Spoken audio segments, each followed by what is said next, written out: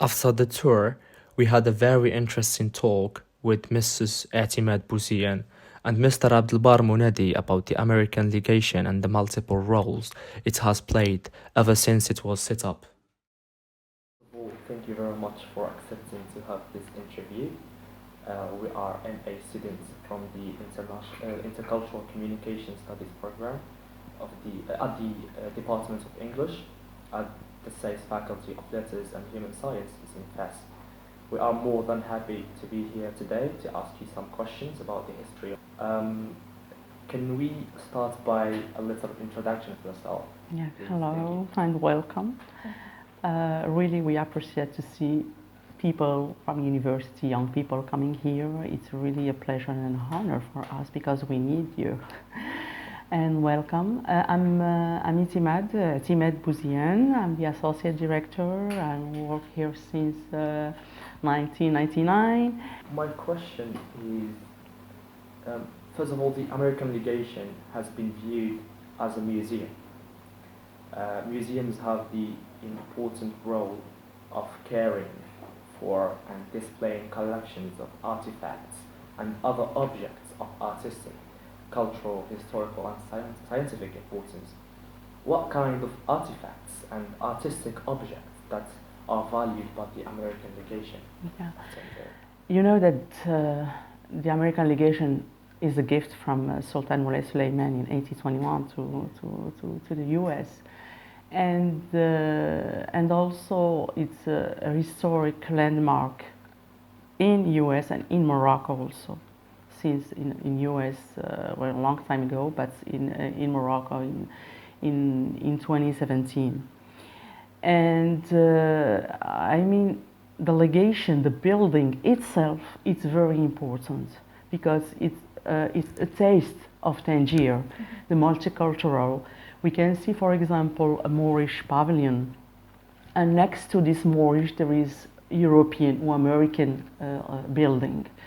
This melting pot, it's really who made this legation unique. Then the architecture is very important, and itself, the building is important. And inside of this building, we have a museum, and thanks to the donators, we have maps, several maps.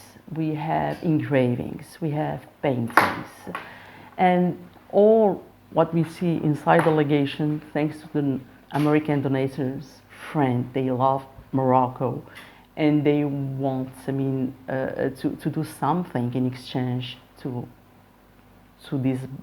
Morocco. And the collection is really very important. We have, for example, paintings from Mohammed Ben Ali Rabati, who was the first modern artist in Morocco. We have the Glaoui collection, Hamri, that are the Moroccan artists, and others, Rugiregi, for example, and Mohammed Mrabat. And also we have U.S. Painter coming from U.S. like Marguerite McBay. We have other Europeans. Sorry, her husband was Scottish, James McBay. All these paintings are really very important, and now we are working with the Smithsonian Museum. We are reinterpreting our museum. We are creating histories of several histories of this museum. And also we have a glass negative of Morocco and North Africa. Joseph Werner Reed was one of the donors. Yeah, Joseph Werner Reed was an ambassador. He was a friend really under the King Hassan II. He was really a friend of Morocco, and he gave to the legation really a huge collection of books, rare books, and books about Morocco and North Africa. Our research library is about Morocco and North Africa. And we have another donator. We have Joseph Werner Reed. We have Forbes, who gave also his library. We have Marguerite McBay, who gave painting of her husband, James McBay. Donald Angus, who gave engravings, very important engravings. We have Forbes also gave these two dioramas that we have inside the museum. The American Legation has a special research library, as you said, where the archival strength of the United States in North Africa are visible. So, what kind of archives can we find in this unique library in the world? Okay, we have a correspondence of the consuls who were living here in this building. We have it in microfilm. We have this very important Tangier Gazette, the first newspaper in Morocco, the Tangier Gazette. We have it in hard copy, and we have it on microfilm, and rare books, 17th, 18th, 19th century. The American Legation as well has an important literacy center which demonstrates its active involvement in empowering the local setting where it's based. What kind of activities do you organize in order to empower those who are excluded in the old Medina of Tangier? Really, the program started in 1999 thanks to a round table organized by the American Legation. And they did a tour to the Medina. I mean, the topic of this conference was preserving cultural heritage and the old city of Tangier, the Medina. And when they organized the tour, they discovered that there is other problems than to preserve this cultural. I mean, people are really poor, and especially in this neighborhood, lots of women are illiterated. And they created, the Legation created a Moroccan foundation, the Fondation Tangier Medina, and through this foundation, together, they create the literacy program. And this literacy, they start with Arabic language. And for us, I mean, the goal is yes, I mean, is to help these women, but also to preserve this historical Medina. And now we have each year more than 100 women asking to be a part of this program. They learn Arabic, they learn French, Spanish, English, sewing and cooking classes. And some of them, they create cooperative. Others, they work on their, houses. And really, it's an amazing program because, and they are very thankful because we have, before COVID, we had a student, she was born in 1929. And she was asking, she said, I want to learn, I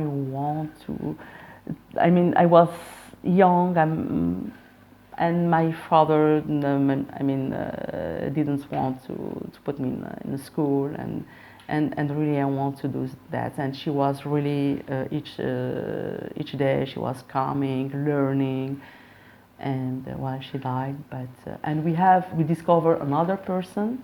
She's from Had El Gharbiya, and she was living here. She came in the 70s here at Legation, at the Medina, sorry, and she's now an artist.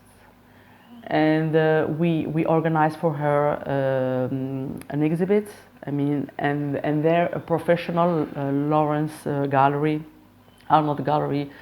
They discovered her here thanks to the Legation. They said, "Wow, this woman, she's really special. She had something. We will organize for her a professional exhibit," and they did. They did one here. They sent some of the painting to London.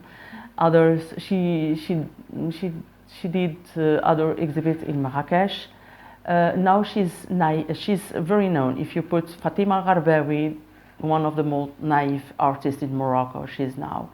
And the last exhibit we participate with Le Parcours des Arts is an event. All the gallery are involved, and she presents, and it was really very successful.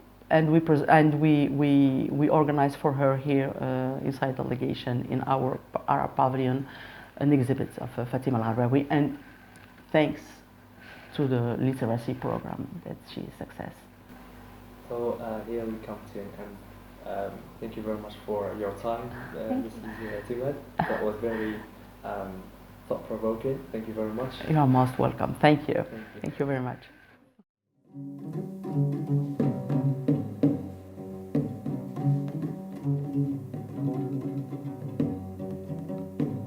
So we are here in the American Legation Institute. We have with us Mr.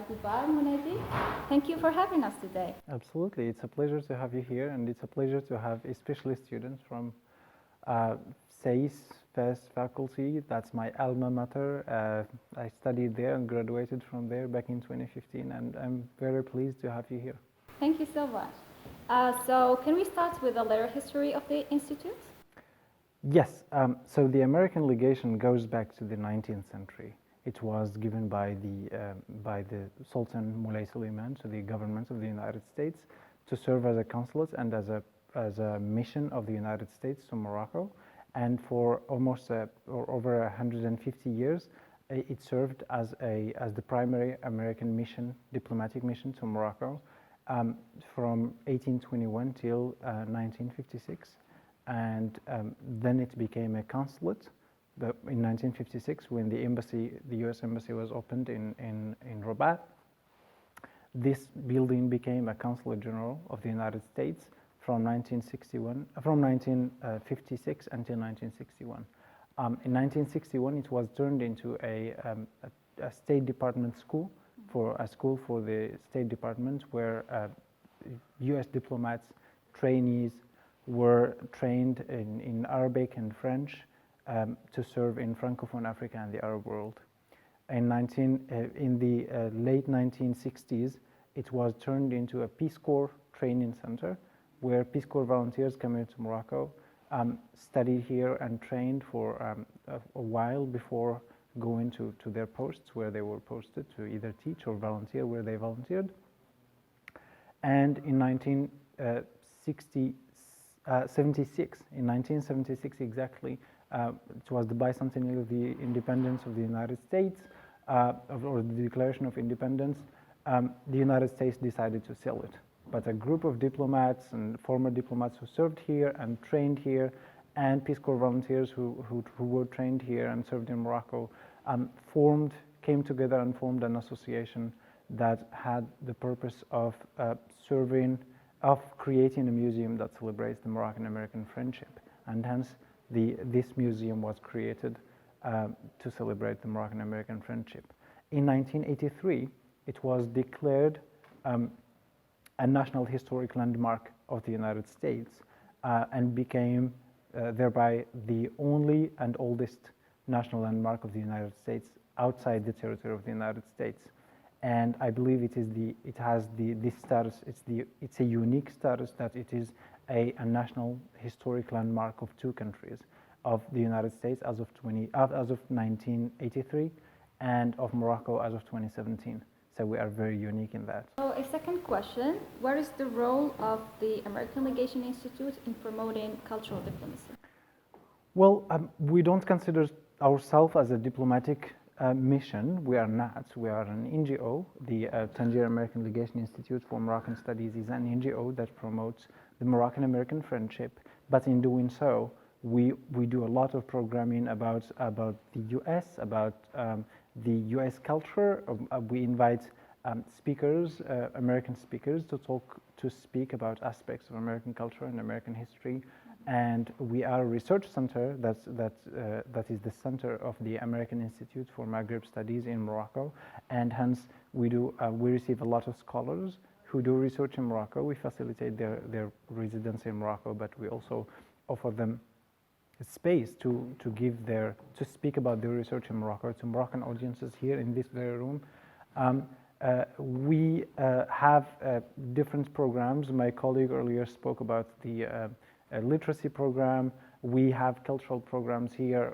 We give a scholarship to the high school students to study English, and in order for them to be able to have the option of the international baccalaureate in English. We bring sometimes in partnerships with other partners here in Tangier and in Morocco. We bring American bands and American singers to give concerts here.